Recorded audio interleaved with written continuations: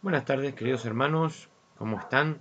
Feliz 1 de mayo, feliz Día del Trabajador a todos, espero que estén todos muy bien, en sus casas, disfrutando con su familia este hermoso día que nos tocó después de ayer de la llovizna. Hoy está saliendo el sol, está un poco fresco, pero demos gracias al Señor que podemos estar reunidos a través de las redes sociales, disfrutando de este 1 de mayo, Día del Trabajador, y estamos a días nomás de festejar los 100 años de nuestra iglesia. Momento épico para recordar fotos, imágenes, recordar en nuestras memorias este hermoso momento que estamos todos atravesando, que es no más y menos que cumplir 100 años como iglesia.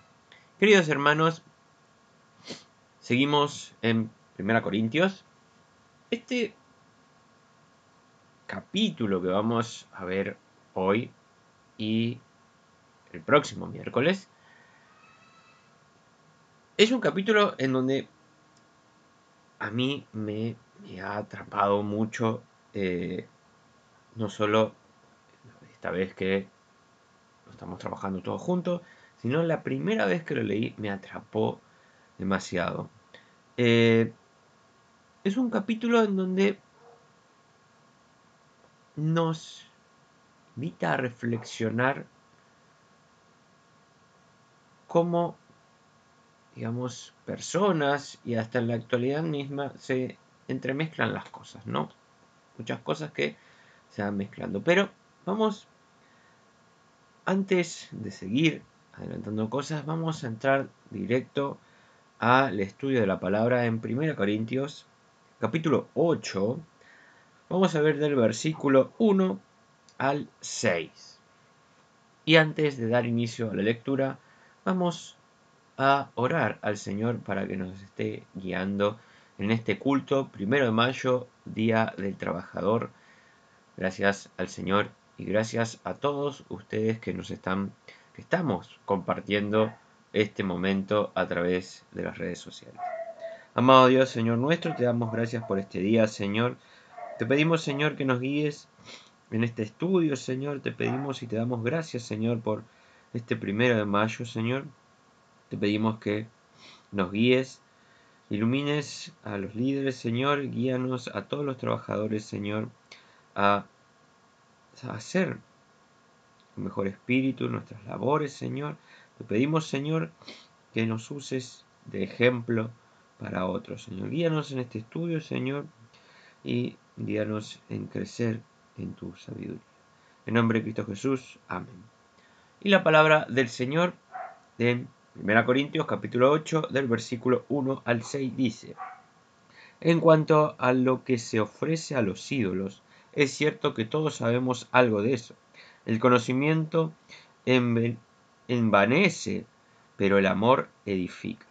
Si alguno cree saber algo, todavía no lo sabe cómo se debe saber. Pero si alguno ama a Dios, es porque Dios ya lo conoce. En cuanto a los alimentos que se ofrecen a los ídolos, sabemos que un ídolo no tiene valor alguno en este mundo y que solamente hay un Dios. Y aunque haya alguno que se llamen dioses, ya sea en el cielo o en la tierra, así como hay muchos dioses y muchos señores, pero nosotros hay un solo Dios, el Padre, de quien proceden todas las cosas, a quien nosotros pertenecemos, y un solo Señor, Jesucristo, por medio de quien existen todas las cosas, incluso nosotros mismos. Hasta aquí la palabra del Señor. ¿Qué vamos a trabajar en este capítulo? Bueno, las ofrendas a los ídolos. Tema a veces muy chocante, más que nada para diferentes hermanos que empiezan a dar sus primeros pasitos en el camino del Señor, ¿no? ¿Y qué pasa? Bueno, como le pasaba a los hermanos de Corintio, muchas veces se crean ídolos populares, ¿no?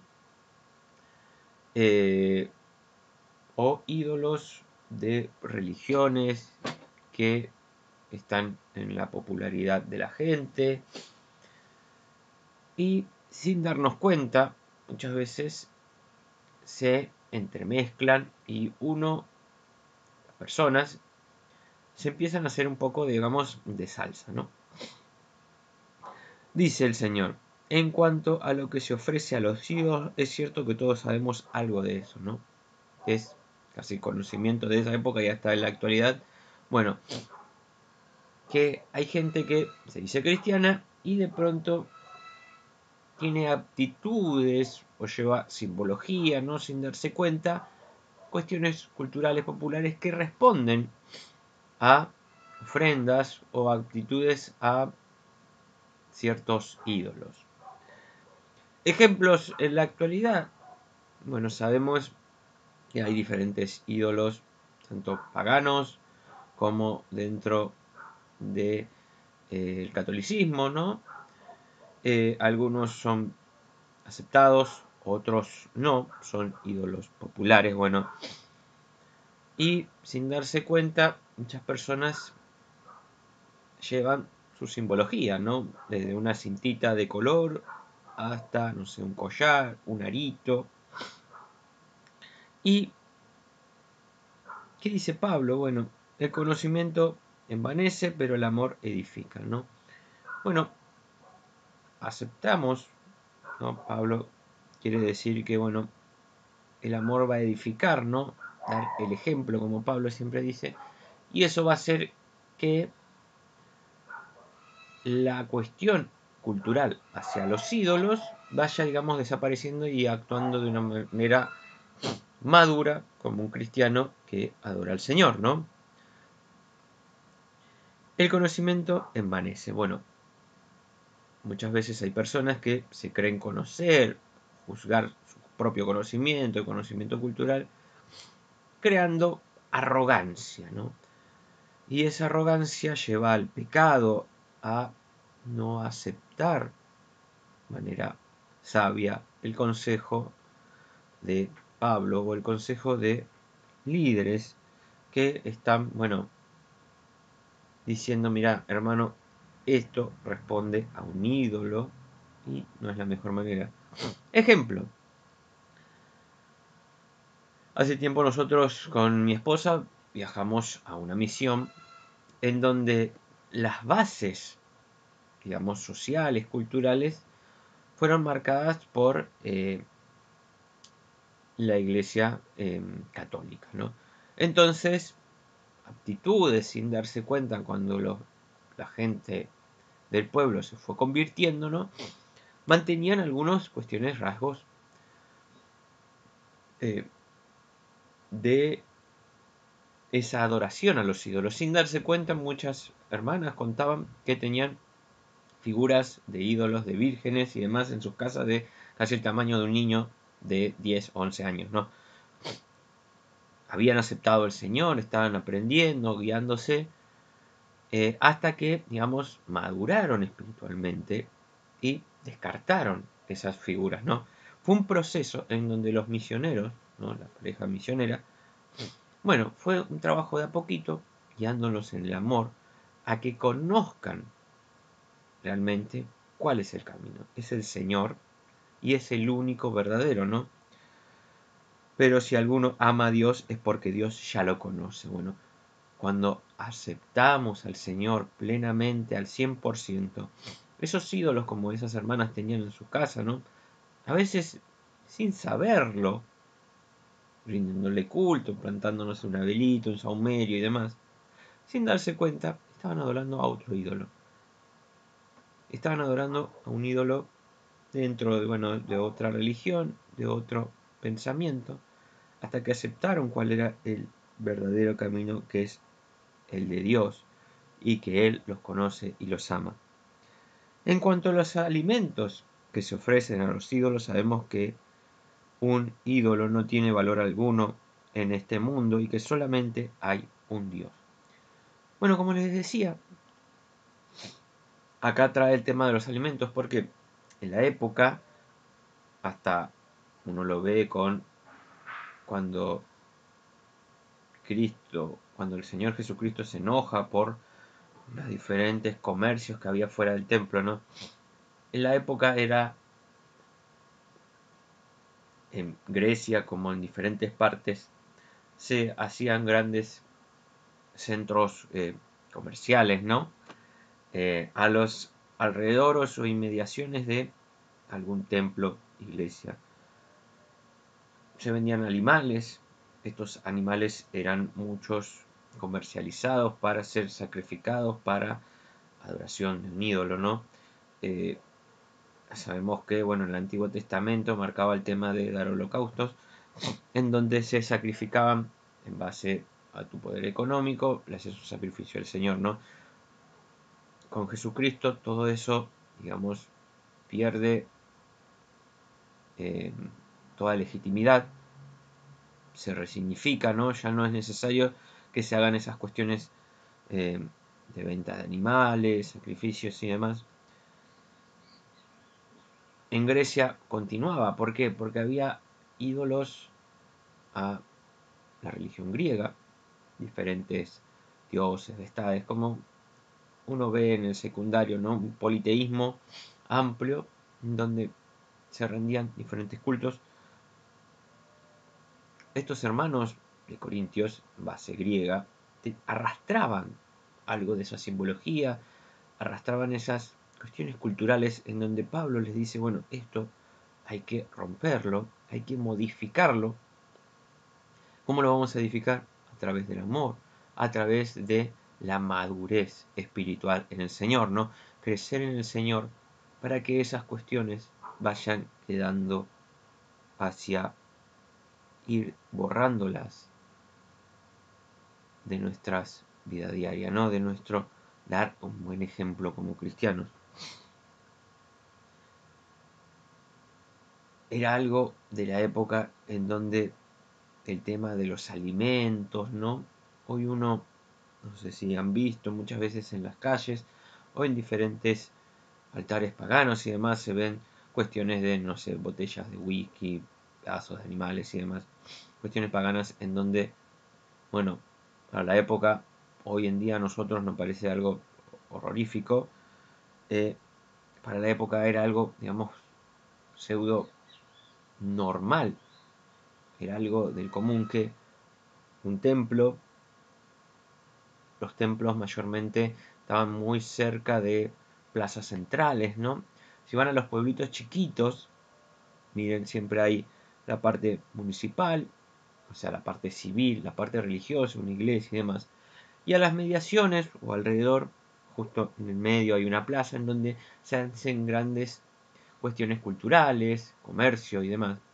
Y la gente tiene mucho contacto ahí, es digamos el centro vivo, civil, religioso, es esa plaza central. Bueno, Pablo dice, bueno, nosotros vamos siendo partícipes de una sociedad, siendo parte, digamos, una piedra activa, siendo luz, tenemos que actuar con el ejemplo y bueno, saber discernir con el amor y demás, bueno, qué cosas hay que apartarlas, nos dedicamos plenamente al Señor y no actuar con arrogancia, no el que se cree saber todo, sabe que hay mucho más por conocer, dice Pablo, hay que madurar espiritualmente en la sabia sabiduría del Señor. Y aunque haya algunos que se llamen dioses, ya sea en el cielo o en la tierra, así como hay muchos dioses y muchos señores. Bueno, solamente hay un Dios. Y aunque muchos se digan ser dioses en la tierra, o algunos se carguen y se quieran legitimar a través, bueno, de ser grandes señores, poder económico, religioso y demás, bueno, sabemos que solamente hay un Dios, un Señor Jesucristo, y que Él debe ser nuestra principal guía, ninguna otra, no hay ninguna otra.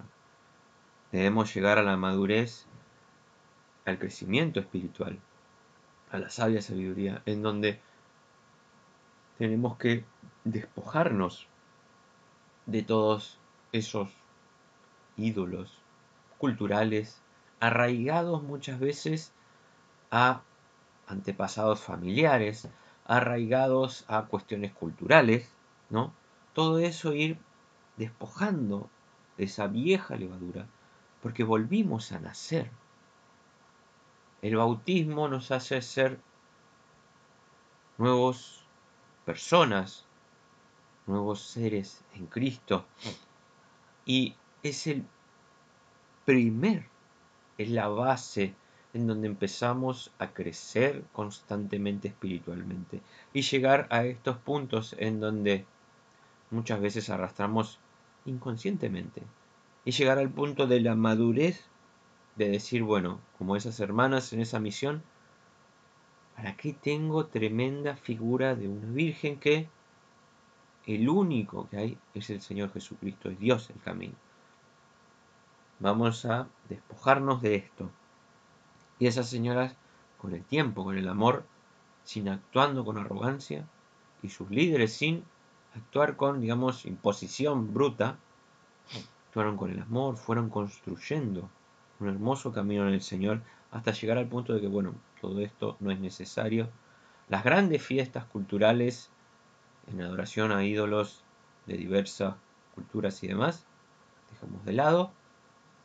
Podemos disfrutar de alguna feria, pero el camino, el verdadero camino es el Señor.